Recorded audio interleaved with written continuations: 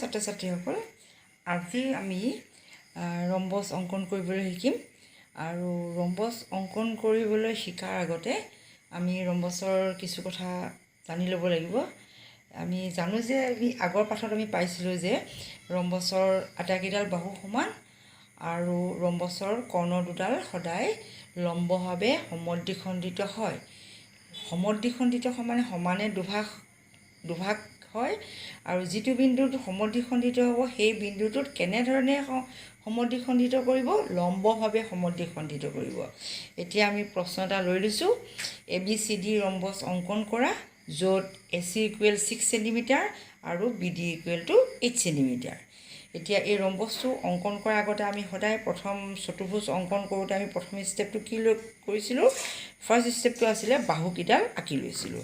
কি ইয়াত কৰ্ণ দিছে? AC কৰ্ণ দিয়া আছে। এতিয়া AC কৰ্ণ ধৰা ইয়াত মই ACডাল জোখ লৈ আঁকিলোঁ 6 চেণ্টিমিটাৰ আৰু BD জোখ লৈ আঁকিলোঁ 8 চেণ্টিমিটাৰ হ'ল। তাৰপিছত নেক্সট ষ্টেপটো কি হ'ব? আমি এটা ৰাফ স্কেচ এটা আমি আঁকি ল'ব লাগিব। যিহেতু এইটো ৰম্বছ হয়, গতিকে মই চাৰিডাল বাহু সমান কৰি এটা ৰম্বছ আঁকি লৈছোঁ। আৰু ৰম্বছ আঁকি ইয়াত কৰ্ণডাল AC কৰ্ণ আৰু BD কৰ্ণ মোক কৈ দিয়া আছে, গতিকে AC আৰু BD মই লিখি লৈছোঁ। এই গোটেই নামাকৰণ কৰি ল'লোঁ আৰু ইয়াৰ জোখটো লিখি ল'লোঁ। AC জোখটো কিমান দিয়া আছে? 6 চেণ্টিমিটাৰ আৰু BD জোখটো দিয়া আছে 8 চেণ্টিমিটাৰ। এই ৰম্বছ অংকন কৰোঁতে আমাক কোনো বাহু কথা দিয়া নাই, গতিকে আমি বাহুৰ কথা একো লিখিব নালাগে। নেক্সট আমি কি কৰিম? তাৰপিছত 1 নম্বৰ 2 নম্বৰ ষ্টেপ কৰি গ'লোঁ। 3 নম্বৰ ষ্টেপটো আমাৰ কি হ'ব? প্ৰথমতে আমি যিকোনো এডাল কৰ্ণ আঁকি ল'ম। এডাল কৰ্ণ আঁকি ল'ম। ছাপ'জ মই আঁকি লৈছোঁ AC। এতিয়া AC আঁকিবলৈ হ'লে প্ৰথমতে আমি কি কৰিছিলোঁ? যিকোনো এডাল ৰেখাখণ্ড এডাল আঁকি লৈছোঁ। জোখ লোৱা নাই, মই জোখ নোলোৱাকৈ মই AX এডাল ৰেখাখণ্ড আঁকি ল'লোঁ। আঁকি আমি কি কৰিম? নেক্সট AC জোখ লৈ ল'ম। AC জোখ ল'লোঁ। কেনেকৈ জোখ লৈছোঁ চোৱা, A পৰা C লৈ এনেকৈ জোখটো লৈ লৈছোঁ হ'ল। A পৰা C জোখ ল'লোঁ। লৈ আমি কি কৰিম? A বিন্দুক কেন্দ্ৰ কৰি ইয়াতে Xৰ ওপৰত দাগ মাৰি লৈছোঁ। এই দাগ মাৰি লোৱা মানে কি? এই অংশটোৰ জোখ কিমান হ'ব? 6 চেণ্টিমিটাৰ। আৰু ইয়াৰ নাম কি দিলোঁ? মই C দিয়ে দিলোঁ। এইটো 6 চেণ্টিমিটাৰ লিখিলোঁ। এতিয়া আমি নেক্সট কি আঁকিম?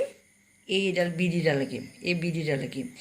আৰু আমি জানো যে এই কৰ্ণডালে ইডালৰ ওপৰত পৰস্পৰ লম্বভাৱে সমদ্বিখণ্ডিত হয়। লম্ব বুলি কোৱাৰ লগে লগে লম্ব সমদ্বিখণ্ডক, অৰ্থাৎ আমি কি কৰিম? ACৰ ওপৰত এডাল লম্ব সমদ্বিখণ্ডক আঁকিম। যিটো লম্ব সমদ্বিখণ্ডক অঁকাৰ প্ৰচেছটো আমি ক্লাছ 6তেই শিকিছিলোঁ, গতিকে তোমালোকে অকণমান চালে নিশ্চয় মনত পৰিব। লম্ব সমদ্বিখণ্ডক কেনেকৈ আঁকিম? এৰ পৰা কাৰ লম্ব সমদ্বিখণ্ডক আঁকিম? ACৰ। গতিকে আমি কি কৰিম? A বিন্দু কেন্দ্ৰ কৰি ইয়াৰ আধাতকৈ বেছি ব্যাসাৰ্ধলৈ আমি কি কৰিম? ওপৰৰ ফালে ACৰ ওপৰৰ ফালে এটা বৃত্তচাপ আঁকিলোঁ। আৰু নেক্সট আমি কি কৰিলোঁ? তলৰ ফালে এটা বৃত্তচাপ আঁকিলোঁ। AC কি কৰিলোঁ? ওপৰৰ ফালে এটা বৃত্তচাপ আঁকিলোঁ, তলৰ ফালে বৃত্তচাপ আঁকিলোঁ। ঠিক তেনেধৰণে C বিন্দু কেন্দ্ৰ কৰি একেই ব্যাসাৰ্ধটো মই একে ৰাখিছোঁ। ৰাখি C বিন্দু কেন্দ্ৰ কৰি আকৌ ওপৰৰ ফালে এটা আঁকিলোঁ, তলফালে এটা আঁকিলোঁ হ'ল। নেক্সট আমাৰ এতিয়া আমি কি কৰিম? এই বৃত্তচাপ দুটাই পৰস্পৰ যিটো বিন্দুত কটা কৰি এইটো বিন্দুত কাটিছে আৰু ইয়াত এইটো বিন্দুত কাটিছে। নেক্সট আমি কি কৰিম? এই বিন্দু দুটা সংযোগ কৰি ল'ম। এডাল মই সংযোগ কৰি টানি দিলোঁ। অৰ্থাৎ আমাৰ কি হৈ গ'ল? AC ৰেখাখণ্ড কি হ'ল? সমানে দুভাগ দ্বিখণ্ডিত হৈছে, সমদ্বিখণ্ডিত হৈছে। সমানে দুভাগ হ'ল মানে কি? ACডাল কিমান চেণ্টিমিটাৰ আছিলে? 6 চেণ্টিমিটাৰ। তাৰমানে এইখিনিৰ পৰা এইখিনিলৈ 3 চেণ্টিমিটাৰ হ'ল আৰু এইখিনিৰ পৰা এইখিনিলৈ কিমান হ'ল? 3 চেণ্টিমিটাৰ হ'ল। আৰু যিটো বিন্দুত সমদ্বিখণ্ডিত হৈছে সেই বিন্দুটোৰ আমি নাম এটা লৈছোঁ। সেই বিন্দুটোৰ নাম হৈছে O বিন্দু। তাৰমানে AC ৰেখাখণ্ডডাল O বিন্দুত পৰস্পৰ সমদ্বিখণ্ডিত হৈছে। কোনে কৰিছে? এইডালে কৰিছে। এইডালে পৰস্পৰ লম্বভাৱে সমদ্বিখণ্ডিত কৰিছে, পূৰা লম্ব চোৱা। গতিকে এইটো পাৰ্ট 3, এইটো পাৰ্ট 3 পাই গ'ল। নেক্সট আমাৰ নেক্সট কৰ্ণডাল আঁকিব লাগে। নেক্সট কৰ্ণডালৰ জোখ কিমান দিছিলে? কিমান দিয়া আছিলে নেক্সট কৰ্ণডালৰ জোখ? BD 8 centimetre. গতিকে ফাৰ্ষ্ট আমি জানিব লাগিব যে BD কৰ্ণডালক যদি সমানে দুভাগ কৰা, যিহেতু সমদ্বিখণ্ডিত হয়, গতিকে সমদ্বিখণ্ডিত হয় আমি লম্ব কৰিয়ে ল'লোঁ। এতিয়া সমদ্বিখণ্ডিত কৰিবলৈ হ'লে কিবা 8ক সমানে দুভাগ কৰাচোন। তেনেহ'লে এই পাৰ্টটোত 4 হ'ব, এই পাৰ্টটোত 4 হ'ব। গতিকে আমি কি কৰিম? অ' বিন্দুত যিহেতু সমদ্বিখণ্ডিত হৈছে, এতিয়া অ' বিন্দুৰ পৰা আমি কি কৰিম, এতিয়া স্কেলত 4 চেণ্টিমিটাৰ জোখটো লৈ লোৱা. এনেকৈ জোখটো লৈ লৈছোঁ মই, 4 চেণ্টিমিটাৰ জোখটো লৈছোঁ.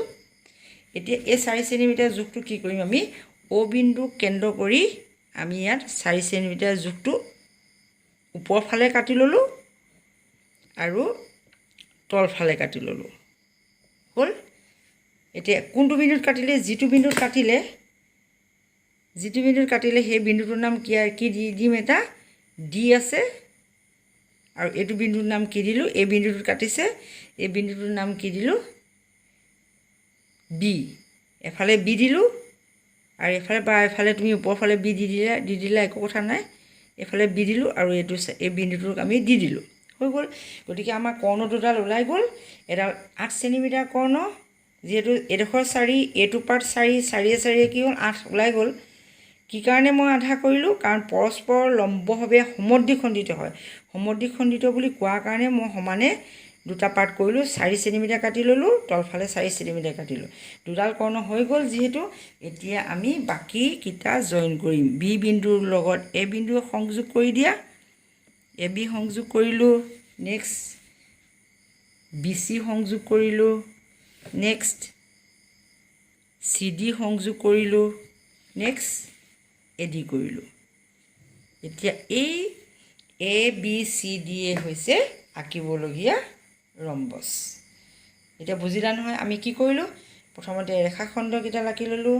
ৰেখাখণ্ডৰ পৰা নেক্সট আমি যিটো আমাৰ ৰাফ স্কেচ, ৰম্বছৰ ৰাফ স্কেচটো আঁকিলোঁ.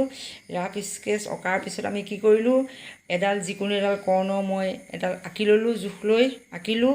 অঁকাৰ পিছত এই ৰেখাখণ্ডডাল এচি কৰ্ণ এডালক সমানে লম্বভাৱে সমদ্বিখণ্ডক এডাল বনালোঁ. এডাল সমদ্বিখণ্ডক দীঘলকৈ টানি দিলোঁ. টনাৰ পিছত আমি কি কৰিলোঁ, আনডাল কৰ্ণৰ জোখটো চালোঁ কিমান হ'ল, তাক দুভাগ কৰিলোঁ. দুভাগ কৰাৰ লগে লগে তাৰ 8 আছিলে, 8ক দুভাগ কৰিলোঁ, 4 হ'ল. এতিয়া অ' বিন্দুৰ পৰা তুমি ওপৰৰ ফালে 4ত কাটি দিলা, তলফালে 4ত কাটি দিলা. তাৰপিছত আমি এৰ লগত বি বিন্দু সংযোগ কৰিলোঁ, বিৰ লগত চি বিন্দু সংযোগ কৰিলোঁ, চিৰ লগত ডি বিন্দু সংযোগ কৰিলোঁ, ডিৰ লগত এ বিন্দু সংযোগ কৰি আমি এ বি চি ডি ৰম্বছটো পালোঁ.